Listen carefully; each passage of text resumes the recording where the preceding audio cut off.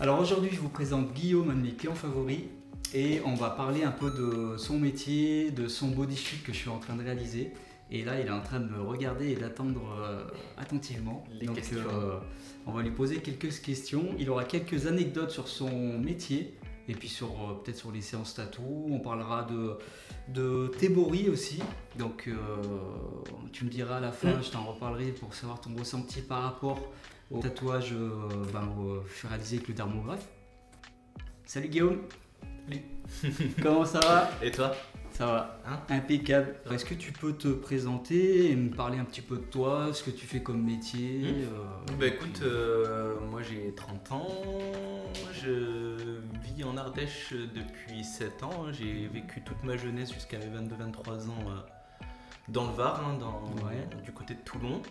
Et puis voilà, je suis installé en Ardèche, je suis infirmier depuis 4 ans maintenant. Et tu as repris le tennis? Et j'ai repris le tennis cette année après 7 ans d'absence sur les cours. Ouais. Est-ce que tu peux me dire combien tu as fait déjà de tatouages de patchs? Je sais que tu as fait pas mal de patchs avec différents tatoueurs. Et combien tu en as sur toi? Combien on en a recouvert? Et puis combien on va en recouvrir? Ouais, voilà. À peu près dans une fourchette. J'ai commencé le tatou à 21 ans, donc ça fait à peu près ça fait 9 ans que j'ai de l'encre sous la peau. Et du coup, depuis 9 ans, je me suis fait à peu près un peu plus d'une trentaine de tatous. Alors, j'ai plus du tout le nombre exact en tête, mais toi, tu m'avais dit 30, 32, 33. Ouais, voilà, un peu plus. En fait, il y en a tellement que. C'est ça, un peu plus de 30. Et puis voilà, j'étais plus dans une vision de patchwork avec du coup Instagram qui est une source incroyable pour tous les artistes tatoueurs. Et voilà, j'aimais bien tel style et tel style. Aujourd'hui, il y a tellement de styles différents et qui sont quand même bien réalisés, quoi. Donc, ça peut donner envie. C'est ça, puis j'aimais bien un petit peu tout type de style. Donc voilà, je mélangeais pas mal et en mode patchwork, c'était plutôt ce que j'aimais quand j'étais quand j'avais 21 ans, 22 ans et que je me suis lancé dans. Avant de me rencontrer. Voilà, avant juin, on s'est rencontrés avant, il me semble, j'étais venu en avril 2023. Je crois que ça fait quoi, 1 an et demi qu'on a attaqué le bodysuit? Ouais, c'est ça, c'était en juin 2023. Et sachant que le bodysuit au départ n'était pas réellement prévu. C'est vrai qu'il y a des gens qui pourraient penser que tu voudrais tout recouvrir parce que tu regrettes tes tatouages et en fait pas du tout. Non. Est-ce que tu peux me dire de base, j'avais contacté d'elle par rapport à un projet dans le style Jap, mais pas forcément en mode patchwork, donc uniquement un élément, donc c'était le Phoenix. Et donc on s'était rencontrés aussi, on en avait discuté, tu avais fait le dessin. Et le jour du tatou, donc on avait commencé à le poser sur le mollet. T'étais parti pour le faire sur le mollet. Ouais. Et moi, c'est vrai que je t'avais dit, est-ce que tu as d'autres endroits que tu aurais aimé faire ou pas du tout? Est-ce que tu étais bloqué sur budget ou tu étais juste parti comme ça sur le mollet? Et quand tu m'as dit, moi, je suis pas vraiment fixé sur la zone, c'est vrai que je t'avais proposé juste de le poser sur le dos en mode patch parce que tu voulais pas de fond. Exactement. Et c'est vrai qu'après, on l'avait posé donc sur le dos. C'est ça, et puis du coup en mode patch, moi ça m'avait pas mal plu. On a débuté sur ce Phoenix en patch dans le dos, et au final, avec l'avancement du projet, mais est-ce que le fond ça serait pas plus mal? Et au final, en fait, je me rappelle, j'avais fait le dessin. Avec le fond, mais tu l'avais pas vu. Sur papier de riz. Tu avais vu le motif posé sur toi au trait. C'est ça. Et quand tu as vu le dessin fini à l'encre sur papier de riz, mais que j'avais fait le fond, qu'on n'allait pas tatouer sur toi en fait, parce qu'on devait faire que le Phoenix. Quand tu as vu le Phoenix avec le fond, tu dis finalement j'aimerais trop avoir le fond. Et quand on a fait le fond, tu es revenu la séance d'après. Et tu te rappelles, tu m'as dit on pourrait pas faire les fesses aussi. Ouais, c'est ça. C'est ça, au final, voilà, c'est parti de là, du coup, un dos complet avec dos fesses, et après ça, voilà quoi. Et moi, je m'étais pas mal renseigné aussi sur le traditionnel japonais, et c'est vrai que Ça te parlait bien. Voilà, le mood m'a inspiré pas mal à travers certains reportages et c'est vrai que le bodysuit ça m'a quand même pas mal parlé, mais sachant que j'avais pas mal de patchs à recouvrir et du coup c'est vrai qu'on en a parlé ensemble et voilà, tu m'as dit que c'est là que tu m'as lancé le challenge, tu peux le dire. Du coup, le challenge cover de plus de 30 tatous. T'es revenu quand en fait t'avais décidé, tu m'as demandé si on pouvait faire dos fesses. Je crois que la fois d'après t'es revenu, tu m'as dit j'ai réfléchi. Est-ce que finalement tu pourrais tout recouvrir et me faire un bodysuit? Tu te rappelles? Oui, ouais, c'est ça. Et tu m'as dit est-ce que tu te sens de le faire? Est-ce que c'est possible? Voilà, et moi je t'ai dit que ça allait être compliqué, mais que ça allait être possible, mais compliqué, mais que je voulais bien relever le challenge, quoi. Ouais, c'est ça. Ouais. Du coup, voilà, on a commencé par le flanc, il me semble, à recouvrir. Ouais. Et après, après, il y a eu pas mal de covers, donc sur le torse, devant, sur le ventre. Ouais. Et après, la suite, ça va être sur les jambes.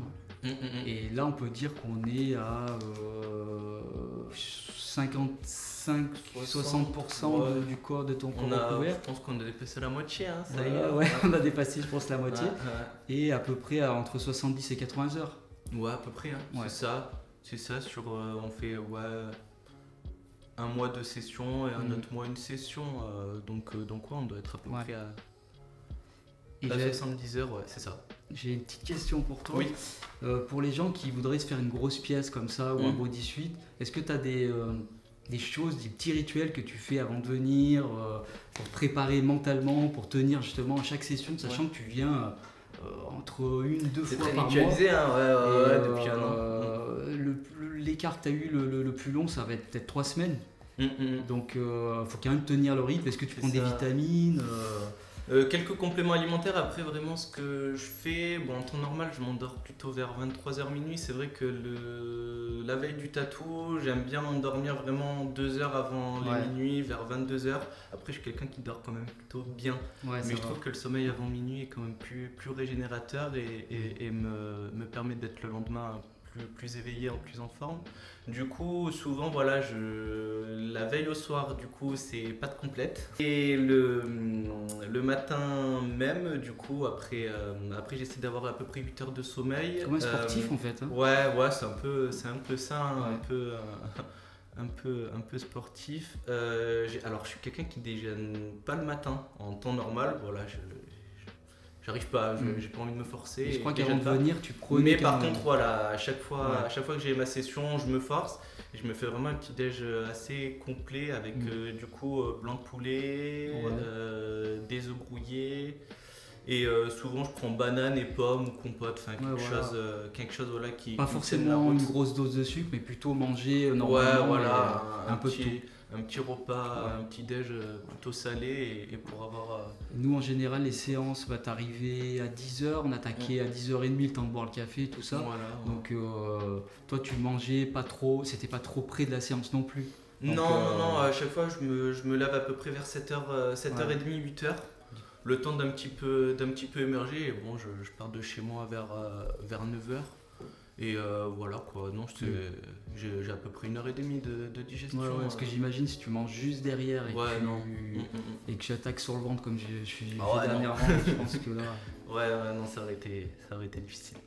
Qu'est-ce qui a fait que tu as été attiré par le tatou? Et aussi après tu me diras dans ton entourage, tes amis, ta famille, tout ça, comment ils ont pris le fait que tu allais après passer sur un bodysuit? Du coup, le tatou. Tes premiers. J'ai commencé à 21. Enfin, les premières piqûres c'était à 21 ans. Ouais. Après, depuis tout petit, moi j'aimais beaucoup ça. Alors, c'est tout con. Mais je lisais des BD Titeuf quand j'étais petit. Ouais. Et sur une première de couverture, il y avait du coup un gros monsieur biker avec des tatous marqués. Et il y avait marqué même, il me semble, c'était un peu vulgaire, Born to péter ta gueule. Et puis j'étais en mode, waouh, il est trop badass, j'aime trop ça, machin. Bonhomme, quoi. Voilà, après quand j'étais petit, je voyais, vu que je suis du sud, j'ai les plages à côté. C'est vrai que j'avais quelques personnes que je voyais sur la plage avec des tatouages. Et trouve ça quand même Tu t'es stylé. dit, ça fait bien, du coup, ça Ouais, t'a donné ouais. envie, quoi. C'est ça, mais c'est vrai qu'à 18 ans, quand je pouvais me faire tatouer, j'avais pas forcément d'idée vraiment prédéfinie. Enfin, ma mère me disait, t'es quand même un peu jeune, après voilà, tu fais ce que tu veux, t'as 18 ans. Ouais. Mais c'est vrai que du coup, ça m'a permis un petit peu de maturer à 21 ans avec pas mal d'idées que j'avais fait mûrir et du coup voilà. Et après t'as enchaîné les patchs. Et après j'ai enchaîné et au final ce qui est rigolo c'est que j'avais deux trois idées de base et en fait le fait de me faire tatouer après ça m'a emmené d'autres idées. Du coup j'étais en train de scroll sur Insta, me dire ah mais quel artiste pourrait me faire ceci, cela, bam bam, et après ça a fusé sur une trentaine de ouais voilà, t'es devenu un collectionneur tatoué. Ouais, un petit peu, c'était un petit peu ça. Mais à chaque fois quand même tu me disais il y avait toujours un sens. Un petit. Et puis il y avait pas mal de significations par rapport à mon vécu, ma vie, et c'était vraiment axé là-dessus, mais avec voilà, des motifs assez parlants pour ma part. Voilà. Ouais. Ok. Et du coup, dans ton entourage, comment la bascule entre justement tous ces patchs que tu as fait et ensuite passer sur un body suite, est-ce qu'ils t'ont dit mais pourquoi tu fais ça? Est-ce que tu regrettes tes tatous? Ouais, non, moi c'est vraiment pas de regret, c'est vraiment l'évolution dans ce milieu, dans cet art-là qui m'a fait pencher pour le bodysuit. Après honnêtement non, mes parents au début m'ont dit mais t'es sûr de toi? Je fais ouais, et au final je leur ai montré déjà le dos que t'avais commencé, et c'est vrai que voilà ça rassure après un peu peut-être de voir que c'est pas... C'est ça, de le voir en photo, ensuite de leur montrer en vrai, c'est vrai que ça a beaucoup d'impact. Je t'avais fait un montage aussi photo après quand on a décidé de faire le dos fest, je crois que je t'avais fait un montage. Du coup, est-ce que tu peux nous dire premier tatou? Du coup, c'était le pec. Donc maintenant, c'est recouvert avec une belle vague. C'était toute noire. Une phrase que tu avais là. C'était pas. Là, c'était les initiales de ma famille. Mon père, ma mère, avec ma soeur et moi au milieu. PGIC. Ouais. Et ouais, c'était mon tout premier tatou.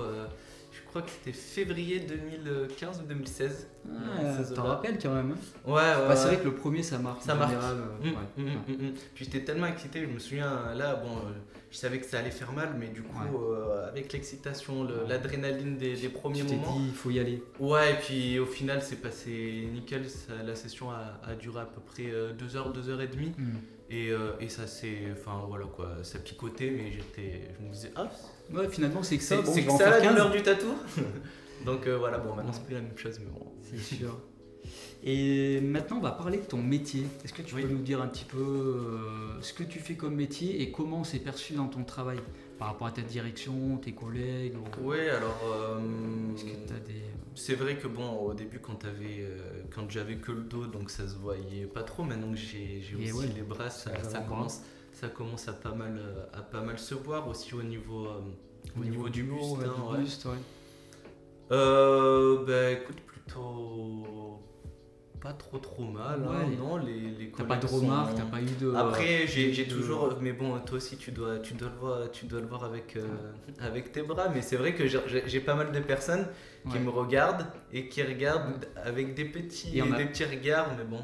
Et je te coupe, mais on n'a pas dit ce que tu faisais comme métier, justement. Oui, pardon, je suis infirmier, du coup, dans un secteur très spécifique, la gérontopsychiatrie. Voilà. Est-ce que tu peux, on a déjà pas mal parlé, mais est-ce que tu peux expliquer ce que c'est comme domaine Donc voilà, c'est des papilles-mamies. Donc ma patientèle accueille des personnes âgées de plus de 70 ans, avec des troubles psychiatriques ou neurodégénératifs, donc voilà, qui peuvent engendrer des troubles du comportement, ou voilà, tout ce qui est aussi du coup dépression, bipolarité, voilà quoi. Et est-ce que c'est un hôpital psychiatrique ou est-ce que toi tu es dans un hôpital où il y a un service psychiatrique, tu vois? C'est un hôpital psychiatrique. D'accord. Donc moi je suis dans un service qui accueille du coup spécialisé dans la gérontopsychiatrie, avec des gérontopsychiatres. Mais c'est un hôpital psychiatrique où on va retrouver des services de long séjour, des services d'entrée pour accueillir les patients en crise. Donc voilà, c'est assez diversifié. Moi, c'est vraiment sectorisé D'accord. patient de plus de 70 ans, gérante en psychiatrie. Et est-ce que tu as, même s'ils ont 70 ans, je sais pas, quand on parle d'hôpital psychiatrique, on pense toujours à quelqu'un qui veut limite s'évader, partir dans les couloirs, qui part en criant. Ah, Est-ce qu'il y a eu des cas comme ça ou... Il y a des risques de fugue, il y a des cris, mais voilà, après on est un secteur qui est quand même fermé, une unité fermée. Donc, et toi, je sais que tu as eu des petites limites d'agression, des petites... il y a après... Justement, c'est arrivé, voilà, c'est sûr que c'est un des services où les patients, après c'est pas leur faute, mais lié à leur trouble, surtout au niveau neurodégénératif, peuvent engendrer du coup de l'agitation, des cris parce que ils comprennent plus forcément ce qui se passe dans leur environnement. Et donc, quand on comprend pas ce qui se passe autour de soi, on va vite s'agacer, s'agiter et des fois montrer un petit peu les points. Après, voilà, à nous d'essayer de les apaiser et de faire en sorte que tout se passe bien. Et que quand tu étais en cours de psychiatrisation sur les avant-bras, après, voilà, du coup, certains patients qui aiment bien attraper des fois les bras et du coup, j'étais non, tu me disais, il m'a accroché le bras là. Ouais, mais bon, ça fait partie, du jeu, malheureusement. Quand c'était le... Que ce soit le dos, le ventre, là c'était moins accessible, mais là c'est vrai qu'il y a l'œil qui est quand c'est qui est attiré, donc des fois ça...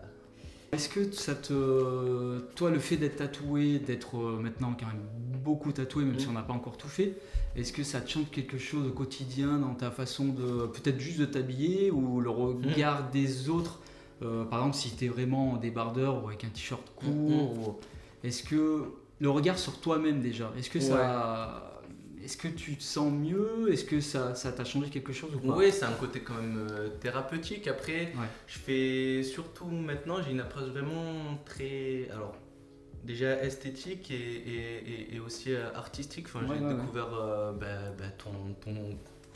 toute ta panoplie d'artistes et honnêtement j'ai vraiment pas mal accroché à ta patte, ta patte surtout dans le traditionnel japonais, sachant que tu avais commencé un peu avec le New School, néo-jap et voilà, je suis parti sur le jap traditionnel. C'est ça, donc voilà, par rapport à toute cette évolution, parce que j'avais en 2017 fait le mondial du tatouage, où je t'avais vu à ce moment-là, j'ai fait mais tiens, ce mec il est sur Valence, j'habitais à Toulon, c'est pas non plus, c'est à peu près à 3 heures de route. Du coup, je m'étais dit, tiens, ce mec, c'est pas trop mal, j'aime bien ce qu'il fait. C'est ça qui est dingue, tu m'as rencontré au Mondial du tatouage en 2017. Et l'année dernière, donc en 2024, je t'ai tatoué là-bas, quoi. C'est ça. 2 jours consécutifs. C'est ça. Ça a été quelque chose, là. Ah ouais, c'était... déjà, me faire tatouer en convention, c'était une première pour moi. Donc c'était pas mal. Tiens, ça n'a rien à voir. Vu qu'on parle des conventions, est-ce que justement quand tu te fais tatouer en convention comme ça, est-ce que moi je dis souvent à mes clients, quand on se fait tatouer en convention, le fait d'être happé par tout ce qu'il y a autour, je leur dis souvent qu'ils auront moins mal au final. C'est ça, il y a énormément de stimuli. Toi tu me confirmes ça? Ouais, franchement, pour avoir fait du coup, avoir commencé en salon, en shop privé, fait convention et à nouveau maintenant depuis 8-9 mois me refaire piquer en shop. Il y a énormément de stimuli, la foule, on est pas mal attrayé par un petit peu tout ce qui se passe autour, les visiteurs qui viennent, qui discutent avec toi, qui te font des petits gestes, qui te demandent des photos, enfin bref. Tout ça fait qu'au final, la douleur... Tu la ressens mais t'es pas focalisé dessus. Voilà, elle passe au second plan, je trouve. Donc c'est... T'as eu que la pression au départ quand je t'ai dit là il faut que tu te mettes en string maintenant, c'est ça, devant tout le monde. Se déshabiller, hop, en string devant tout le monde. Mais après ça passe, t'as vu? Ouais, voilà, mais c'est vrai que les premiers moments, c'est un peu... Puis surtout quand tu te rends compte que t'as pas les 3/4 de la convention, mais la plupart ils sont dénudés, ou le haut, le bas, voilà, donc c'est assez... Puis je pense que il n'y a pas confiance. On sent pas un mauvais regard des gens autant sur nous en tant que tatoueur, mais même sur toi je sentais pas de mauvais. Non. En même temps avec le dos qu'il a fait, Bon. Non, je rigole. Enfin, non, je rigole pas, mais. Ah, d'accord. Et puis, parce que tu dis quand même qu'il reste encore les jambes à faire. Et, puis, ouais, et sous les fesses, ça va que piquer. tu loupes pas quand même. Hein, ouais. Ah, mais ça va le faire, ça va le faire. Alors, je t'ai préparé un petit quiz. Vas-y. Quel est le plus douloureux? Tu vas me dire entre deux choses à chaque fois. Plus douloureux. Je vais te dire, voilà, tracé ou Ah, remplissage. ok. Tracé. Tracé, ouais. Coude ou le ventre? Coup de ventre, ventre. Ouais, ventre. T'as un côté. Ah, sur tous les flancs là, ça prend. Et encore, c'était pas vraiment le flanc, je trouve, c'était quoi? Sur le bas là, du ventre, ouais. Là, ça fait mal. Cette partie-là. Ouais. Dos ou les côtes, justement? Dos, côte. Ça fait mal les deux, mais après, c'est pas les douleurs les plus c'est pas insupportables. le pire, Là, je dirais peut-être les côtes, mais après le dos aussi, ça. Ça pique un Ouais, peu. ça pique. Bas Même du dans, dos. voilà ce que j'allais dire, dans Ouais. le bas du dos, ça dos, picote c'est pas mal. ouais. Et fesses ou les pectoraux? Fesses et Ou pecs. chest, pardon. Alors, le truc, c'est que. Tout le monde m'a. Enfin, quand je me renseignais, les fesses, oh là là, que ça fait mal, que ça trop fait mal. Au final, du coup, dans ma tête, je m'attendais à quelque chose de super douloureux. Bah, au final, du coup, Finalement, ça a été, l'appréhension pré-tatou fait que bah, du coup, j'ai pas forcément eu. Alors, si ça pique, mais tu me demandes entre les pecs et les fesses, je vais te dire pec. Mais bon, voilà. Je reste motivé quand même, c'est le principal, mais je sais que ça fait mal. Après, c'est très mentir de dire que ça fait pas mal, mais je pense qu'au plus on se fait tatouer et au plus on ressent la douleur. Il me semble que c'était Freaky Woody, là, le prof des écoles, qui il me semble, il le disait aussi. qu'il avait une certaine appréhension. Ouais, le corps, au bout d'un moment, sature, mais c'est quand t'es quand même beaucoup tatoué, et surtout quand c'est très régulier. Et des grandes zones aussi, tu me tatoues ici, ça finit ici, donc le corps, pour s'habituer que quand c'était en patch, ça se focalisait uniquement, exclusivement sur une petite partie, et c'est vrai que voilà quoi, j'avais mal à un endroit, il y avait l'endorphine qui faisait aussi son effet, c'est comme si tu avais moins d'endorphine au bout d'un moment. Ouais, c'est un peu ça, ouais.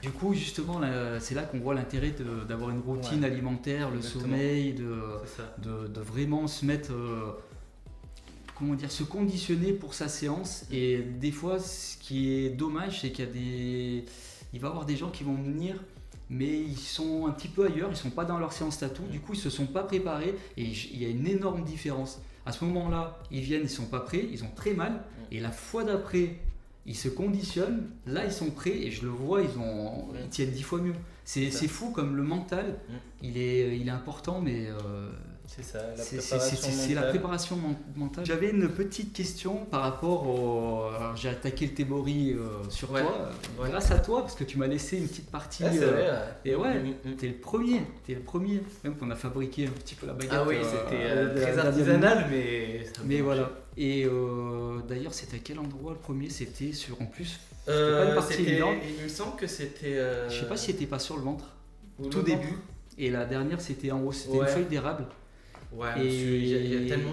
Première fois, j'ai fait le tracé à la machine, remplissage en théboris à la baguette. Pour rappeler, théboris, c'est tatouage traditionnel japonais, donc réalisé à la baguette. Donc il n'y a pas de machine de dermographe et c'est tout à la main.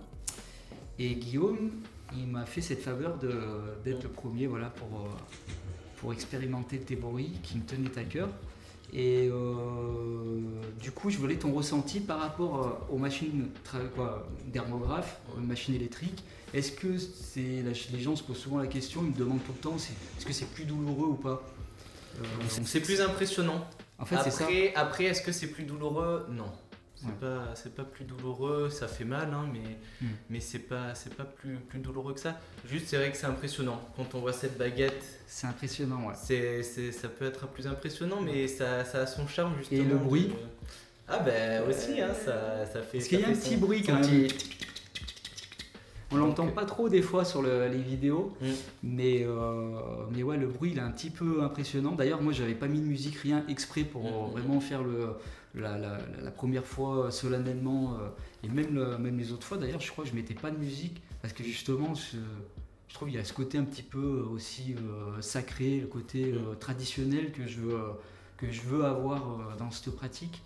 Et après, on avait fait, donc il n'y a pas très longtemps, une autre feuille d'érable. J'avais fait un autre remplissage sur le haut. Après, j'ai fait une autre feuille d'érable. Tracé avec début de remplissage. Sur l'épaule. Et cette fois, j'ai fait le tracé et remplissage, le début du remplissage en théborie. Et ça, je suis content, ça a bien cicatrisé. Ça a pas mal cicatrisé, Et à côté de ça, j'avais fait aussi sur Coralie.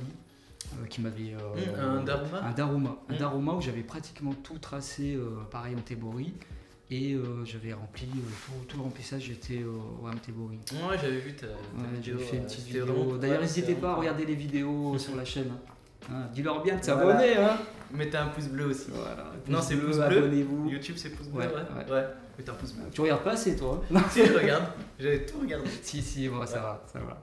Alors, ce qu'on peut dire, c'est de mettre des commentaires et liker, commenter, comme il a dit Guillaume, et mettez des commentaires sous la vidéo. On vous répondra avec Guillaume aussi, on regardera. Et puis, si vous avez des questions sur d'autres parties du corps, ou je sais pas, d'autres choses qu'on n'a pas abordées ou plus spécifiques, qui peuvent vous intéresser. N'hésitez pas, mettez-le dessous. Et puis, abonnez-vous, mettez un like, partagez. Et à bientôt. On se recheck.